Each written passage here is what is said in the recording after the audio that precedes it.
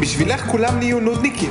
יושבות פה לקוחות, רוצות לקנות תמונות, ואת מדברת בקול רם, ואת אומרת מתי הן הולכות, מה הם נתקעו פה, מה יש לך? והם שמעו?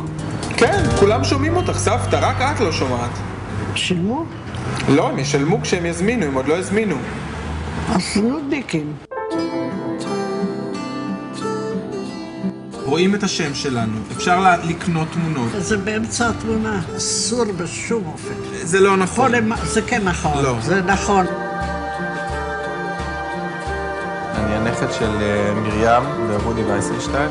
הם הקימו את החנות הזאת ב-1940, אבל זה הפך מזמן כבר להיות מוסד. את לא מאמינה מה קיבלנו. אנחנו צריכים לצאת מפה. עוד 3 חודשים. אני לא יודע אם אתם יודעים, אבל אנחנו הצלמניה האחרונה שנשארה בארץ. בעיניי זה קצת אבסורד שאני צריך לעמוד כאן בכלל.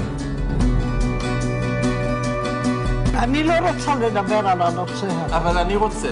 אני רוצה לשאול אותך בגלל שאני צריך לתת להם תשובה. אחרי מותי. את צריכה לסמוך על מה שאנשים אחרים, למשל אני, אומרים לך.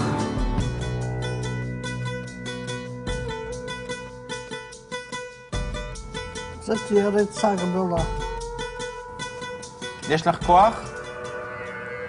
לא.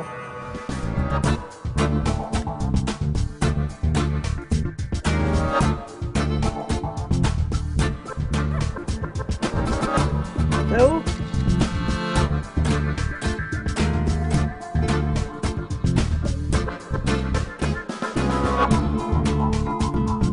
אני חשבתי על זה שאת מרגיעה אותי.